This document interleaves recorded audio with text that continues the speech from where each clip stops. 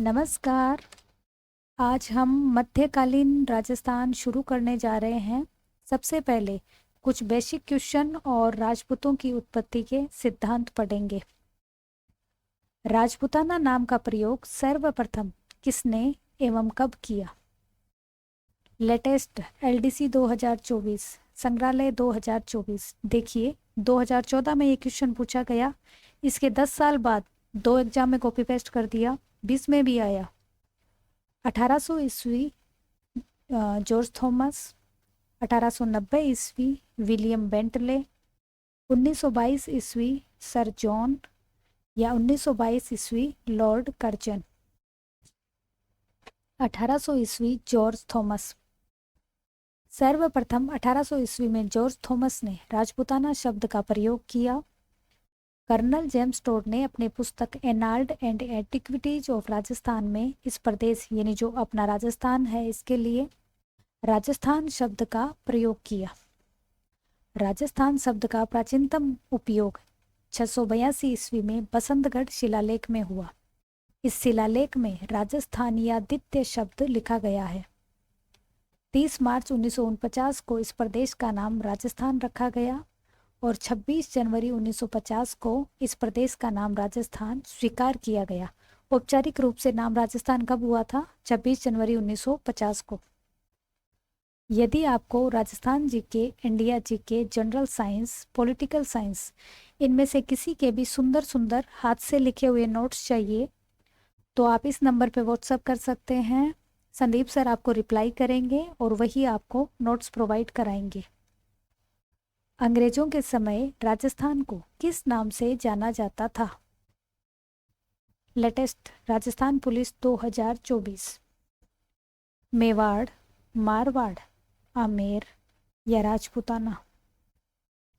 राजपूताना। मेवाड़, मारवाड़ और आमेर ये तो राजस्थान की रियासतें थी। निम्नलिखित में से जॉर्ज थॉमस द्वारा राजस्थान के लिए सर्वप्रथम किन शब्दों का प्रयोग किया गया था? मध्य प्रदेश, राजस्थान, मरुभूमि या राजपूताना? राजपूताना। भारतीय इतिहास में राजपूत वंशों का प्रभुत्व तक की अवधि के दौरान रहा। किस अवधि के दौरान रहा? 8वीं से 12वीं शताब्दी ईस्वी, 6ठी से 7वीं शताब्दी ईस्वी, 5वीं से 9वीं शताब्दी ईस्वी या 3री से 5वीं शताब्दी ईस्वी? 8वीं से 12वीं शताब्दी ईस्वी। एक्चुअली 7वीं से 12वीं शताब्दी इसका रियल टाइम है। इतिहासकार वी.ए. स्मिथ ने 7वीं से 12वीं सदी तक के समय को राजपूत युग कहा है। राजपूत वैदिक आर्यों की संतान है, इस मत के प्रतिपादक कौन थे? D.R. भंडारकर, डॉक्टर गौरी शंकर हीराचंद ओझा, कर्नल जेम्स टोड या विलियम क्रुक? गौरी शंकर हीराचंद ओझा। देखिए आबू पर्वत पर वशिष्ठ मुनि के यज्ञ से उत्पन्न अग्निवंशी सिद्धांत ये किसने दिया? कवि चंद्रबरदाई ने अपने पुस्तक पृथ्वीराज रासो इसमें लिखा कि आबू पर्वत पर ये जो वशिष्ठ मुनि है इन्होंने यज्ञ किया और यज्ञ का जो अग्निकुंड था इससे 4 राजपूत जातियां इन्होंने उत्पन्न की। इस सिद्धांत के समर्थक कौन है? नैणसी और सूर्यमल्ल मिश्रण। प्राचीन क्षत्रियों की संतान किसने कहा? डॉक्टर गौरी शंकर हीराचंद ओझा और C.V. वैद्य। सूर्यवंशी और चंद्रवंशी मत किसने दिया? डॉक्टर गौरी शंकर हीराचंद ओझा और दशरथ शर्मा। वैदिक आर्यों की संतान अर्थात विशुद्ध भारतीय किसने कहा? C.V. वैद्य। जो वैद्य होता है वो देशी होता है और इन्होंने क्या कहा? विशुद्ध रूप से भारतीय। ब्राह्मण वंशीय मत किसने दिया? Doctor D.R. भंडारकर और गोपीनाथ शर्मा। सामाजिक आर्थिक प्रक्रिया की उपज किसने बताया राजपूतों को? ब्रजदूलाल चट्टोपाध्याय। मिश्रित अवधारणा का सिद्धांत देवी प्रसाद चट्टोपाध्याय ने दिया। प्राचीन आदिम जातियों गोंड, खोखर, भर आदि के वंशज किसने कहा? V.A. स्मिथ। विदेशियों से उत्पत्ति शक यूची गुर्जर होण किसने बताया? V A Smith. गुर्जर वंशीय मत डी.आर. भंडारकर और ईश्वरी प्रसाद ने दिया। और डॉक्टर ईश्वरी प्रसाद गुर्जरों को अश्वेत हूण मानते थे। क्या मानते थे? अश्वेत हूण। और हूण जो थे भारतीय नहीं थे, विदेशी आक्रांता थे। यूची कुषाण जाति के वंशज अलेक्जेंडर कनिंघम ने बताया। और ब्रोच गुर्जर ताम्रपत्र के आधार पर बताया।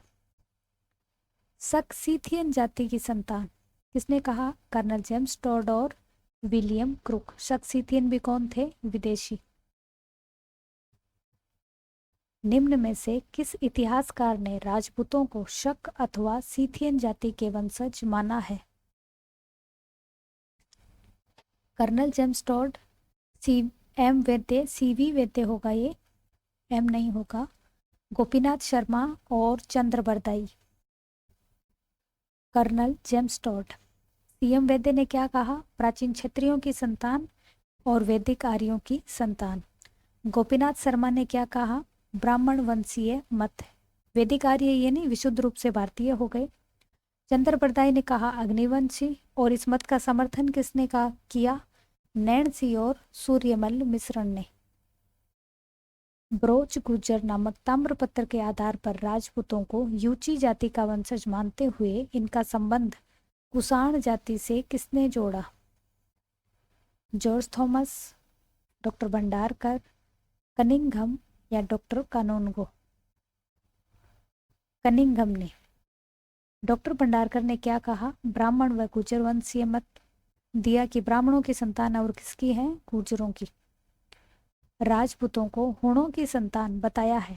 संतान नहीं, संतान होगा। V A Smith, colonel James Tod, doctor Bhandarkar या दशरथ शर्मा? किसने कहा? वी ए स्मिथ ने। कर्नल जेम्स टॉड ने क्या कहा था? सक्सीथियन की संतान। डॉक्टर भंडारकर ने क्या कहा था? ब्राह्मण व गुर्जर वंशीय मत दिया कि ब्राह्मणों की संतान है और गुर्जरों की संतान है। दशरथ शर्मा ने सूर्यवंशी और चंद्रवंशी मत दिया। पृथ्वीराज रासो के अनुसार राजपूतों की उत्पत्ति हुई अग्निकुंड, आकाश, सूर्य या चंद्रमा से?